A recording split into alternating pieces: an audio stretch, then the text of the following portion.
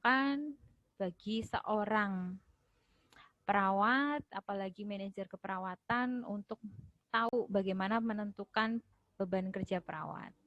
Kemudian slide selanjutnya adalah staffing tadi ya, yang saya singgung di awal, bagaimana perencanaan tenaga keperawatan.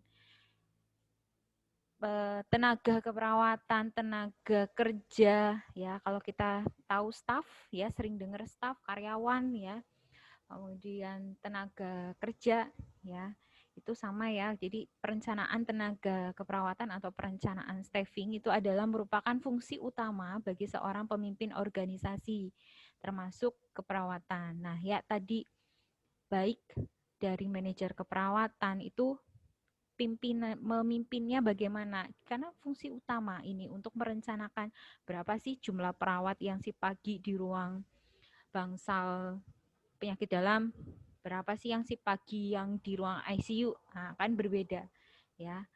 Kemudian apa itu perencanaan tenaga keperawatan atau staffing? Itu adalah proses menentukan kebutuhan tenaga kerja agar pelaksanaannya itu bisa berinteraksi ya dengan rencana organisasi. Itu menurut Andrew E. Sikula.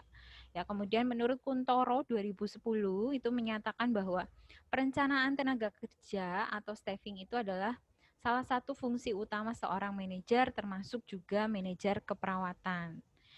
Nah, sebelum kita merencanakan tenaga keperawatan, kalian harus tahu dulu bagaimana sih klasifikasinya ya, kategori perawatan klien.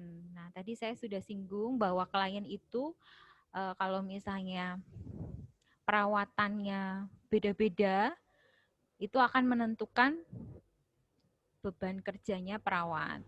Kalau pasiennya itu perawatannya mandiri, itu beban kerja perawat akan lebih ringan dibandingkan dengan perawatan intensif ya, dibandingkan dengan perawatan intensif.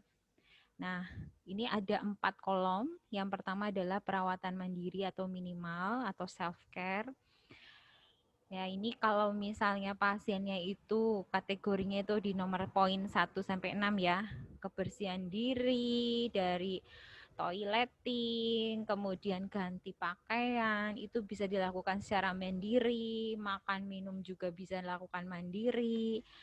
Kemudian ambulasi, mobilisasi itu dengan pengawasan ya. Jadi kalau misalnya mau jalan-jalan, mau berdiri ya, mungkin bosen di kamar, mau keluar sebentar lah, keluar kamar sebentar lihat taman misalnya yang ada di dalam bangsal gitu ya. Itu tetap ada pengawasan, tetapi pasiennya pasti bisa melakukan secara mandiri ya. Jalan pun bisa mandiri ya, geser infus pakai tiang infusnya gitu ya, secara mandiri.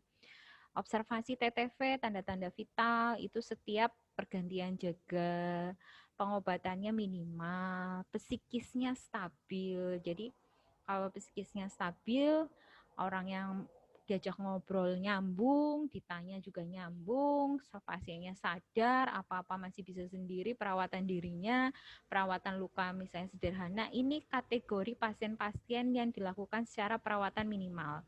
Jadi ketika perawat bertemu dengan pasien itu, dia hanya membutuhkan 1-2 jam saja dalam 24 jam untuk melakukan perawatan ke pasien. Jadi dari jam 00 sampai jam 00 lagi ya, itu hanya 1-2 jam saja totalnya ya dalam melakukan perawatan pada pasien yang golongannya adalah perawatan mandiri. Kemudian yang kedua di kolom tengah itu adalah perawatan sebagian atau partial care. Jadi kalau perawatan partial care ini ada 3-4 jam per 24 jam. Jadi butuhnya lebih banyak lagi dibandingkan yang minimal. Kenapa? Karena dia perlu bantuan sebagian dalam tindakan keperawatan maupun pengobatan ya. Dari mulai kebersihan diri, ganti pakaian itu dibantu ya, baik dibantu oleh keluarga maupun oleh perawat ya. ini dia memerlukan bantuan, mau ke kamar mandi, ya dia masih pusing geliang-geliang, ya nggak bisa kalau dia jalan sendiri, ya dibantulah jalannya untuk bisa ke kamar mandi.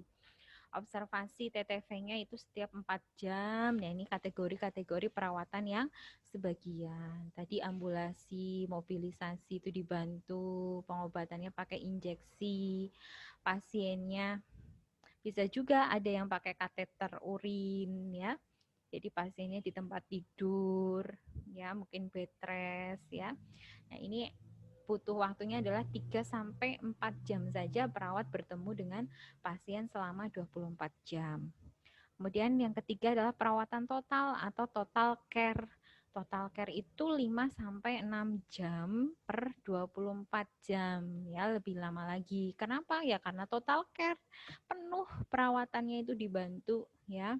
Perawatan diri dan observasinya itu ketat.